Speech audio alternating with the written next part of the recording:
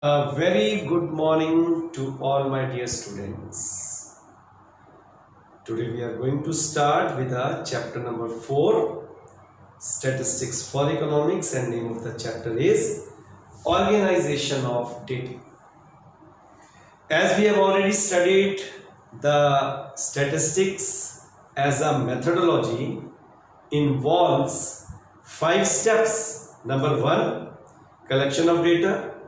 Number 2, organization of data. Number 3, presentation of data. Number 4, analysis of data. And number 5, interpretation of data.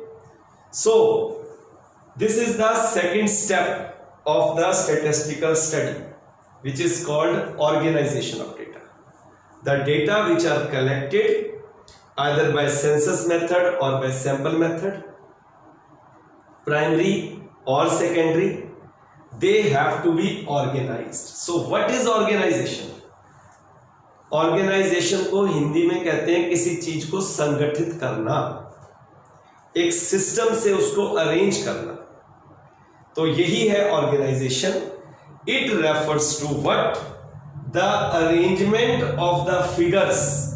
Figures का मतलब जो हमने numbers, जो data collect किया, इन सच a form, इस तरह से करना, that comparison of the mass group of the similar data में बी फैसिलिटेटेड, ताकि हम कंपेयर कर सकें उसको आपस में, और उसके बेस पर फर्दर एनालिसिस में be possible.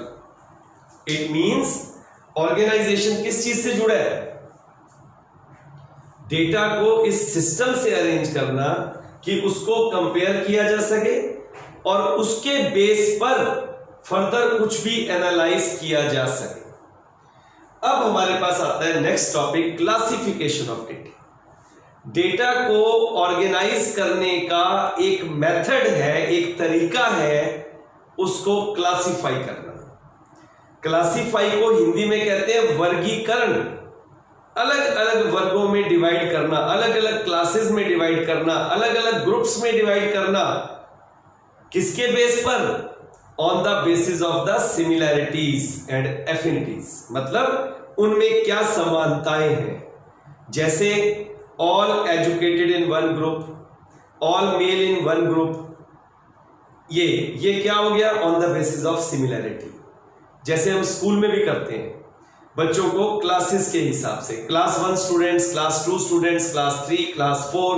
This is again classification. आओ इसको पढ़ते हैं. It is an important method of organization of data. It is the process, एक तरीका है, of arranging the data into different classes और groups according to their resemblances and affinities. दो काम है इसमें. पहले तो डेटा को अलग अलग क्लासेस में डिवाइड करना, पहला काम. दूसरा, किसके बेस पर? On the basis of their similarities और एफिनिटीज. अब क्या ऑब्जेक्टिव्स हैं क्लासिफिकेशन के? क्या उद्देश्य हैं? सबसे पहला उद्देश्य है, डेटा को ये बहुत ही ब्रीफ और सिंपल कर देता है. अदरवाइज वो डेटा बड़ा मुश्किल है, लेकिन क्लासिफिकेशन के बाद वो बहुत ही सरल हो जाता है, छोटा हो जाता है. सेकंड हमारे पास है यूटिलिटी. ये क्या करता है? ये उस डेटा की यूटिलिटी को, उसकी यूजफुलनेस को बढ़ाता है. कैसे? By bringing out the similarity with a diverse set of data. इतने सारे डेटा में सिमिलर चीजों को ढूंढना आसान हो जाता है. तीसरी चीज, कंपेरेबल.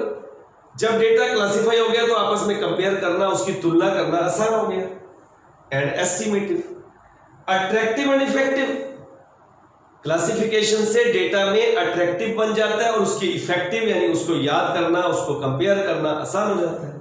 और ये डेटा को साइंटिफिक मैनर में अरेंज करता है, जिससे कि उस डेटा की रिलायबिलिटी इंक्रीज हो जाती है. तो ये हमने पढ़ लिया ऑब्जेक्टिव्स ऑफ क्लासिफिकेशन. अब अगला हम पढ़ेंगे next topic, what are the characteristics, what are the essentials, what are the features of a good classification. Let's start with the characteristics. Of a good classification. मैंने बताया आपको क्लासिफिकेशन के characteristics का मतलब उसके एसेंशियल्स। एक अच्छा क्लासिफिकेशन कैसा होना चाहिए, क्या क्या उसमें क्वालिटीज होनी चाहिए। आओ शुरू करते हैं। सबसे पहला है कॉम्प्रिहेंसिव।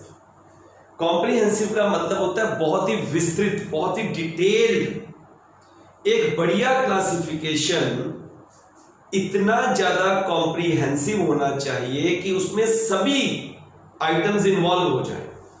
जैसे मैंने स्कूल को क्लासिफाई किया तो मैंने फर्स्ट से 12th तक इस तरह से क्लासिफाई किया कि फर्स्ट क्लास के सभी बच्चों के सभी section up to 12th class के सभी बच्चों के सभी सेक्शन उसमें इन्वॉल्व हो जाए।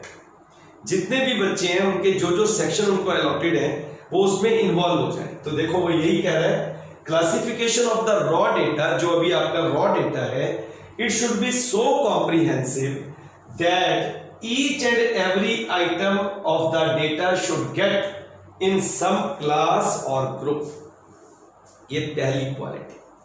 दूसरी क्वालिटी है क्लैरिटी।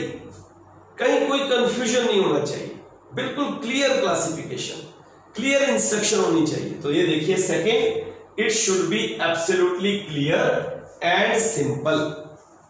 थर्ड चीज है होमोजेनिटी। हर क्लास के अंदर homogeneity, between the class heterogeneity. So this is the third, all the items in the group must be similar, must be homogeneous to each other. ये थर्ड फीचर है classification का। Number 4, suitable. Suitable को बोलते हैं उपयुक्त। मैं school को classify कर रहा हूं और उसमें मैं डाल रहा हूं ग्रेजुएशन, पोस्ट ग्रेजुएशन, तो ये तो डाउटफुल बात होगी, गलत हो गया। स्कूल तो मतलब from prep to 12th, college का मतलब ग्रेजुएशन, पोस्ट ग्रेजुएशन, यूनिवर्सिटी का मतलब पीएचडी, डीलिट एंड ऑल। इसका मतलब क्लासिफिकेशन उसके हिसाब से होना चाहिए, जिस चीज को क्लासिफाई कर रहे हैं उसके हिसाब से ही क्लासिफिकेशन सूटेबल होना चाहिए। स्कूल को क्लासिफाई कर रहे हैं तो क्लासेस उसके हिसाब से होनी चाहिए एंड सो ऑन। तो ये बोल रहा है वो, the composition of classes must suit the objective of inquiry और इट शुड बी इलास्टिक। जिंदगी में अड़ियल इंसान, रिजिड पर्सन तरक्की नहीं कर सकता। लाइफ में आगे बढ़ना है तो इलास्टिक होना पड़ेगा, अडेप्टेबल होना पड़ेगा। क्यों? क्योंकि अडेप्टेबिलिटी इंसान के पास एक एसेट है। जिस तरह का माहौल है, अगर आपने अपने आप को उस तरह नहीं ढाला तो फिर आप परेशान रहोगे। तो क्लासिफिकेशन भी इलास्टिक होना चाहिए। अगर कोई नई क्लास इंट्रोड्यूस हो गई तो उसको ऐड कर दिया जाए, कोई पुरानी क्लास डिलीट हो गई तो उसको माइनस कर दिया जाए। इसको बोलते हैं elastic. It should be elastic scope, there should be a scope for change in the classification depending on the change of the purpose of study. So these are 5 essentials of a good classification. Next we are going to start is, what are the basis of classification?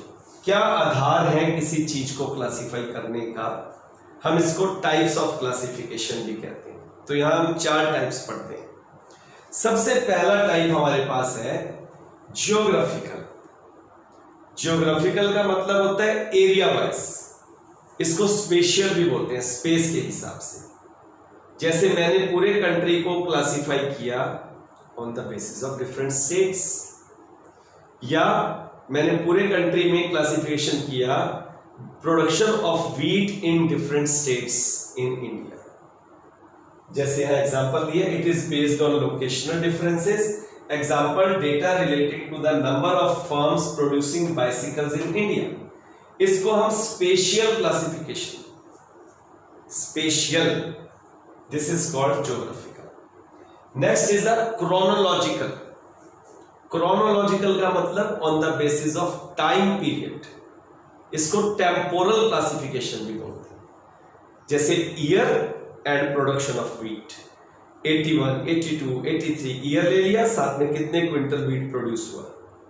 This is called the temporal और the classification called chronological. You see here, when the data are classified on the basis of time period, it is called chronological or temporal classification, year and sales. Next is a qualitative. Quality के हिसाब से. Qualitative यहां पर हमने पढ़ा, stats में quality को नहीं पढ़ते, क्वांटिटी को पढ़ते हैं. लेकिन यहां पर कैसी quality? Male female, educated uneducated, literate illiterate, ये सब. ये देखो, when classification is according to qualities और attributes of data, it is that is on the basis of education, gender or religion. This is called qualitative. अब ये qualitative दो तरह का है. सिंगल क्वालिटी पे क्लासिफाई करेंगे, उसको बोलते हैं on the basis of dichotomy, single characteristic, either this or this, male or female, educated or uneducated. Look here, it is classification according to dichotomy. This is because data are divided on the basis of existence or absence of the quality, like male female, educated uneducated, etc.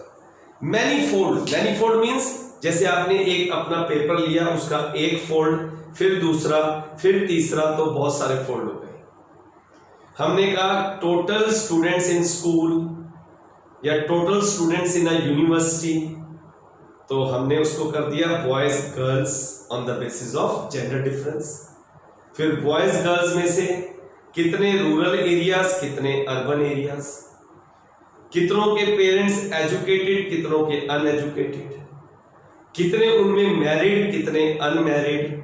तो ये क्या हो गया? Fold, फिर fold, फिर fold, क्या बन गया? Manifold. Look here, when the classification according to the quality of the data involves more than one characteristic, it is called manifold.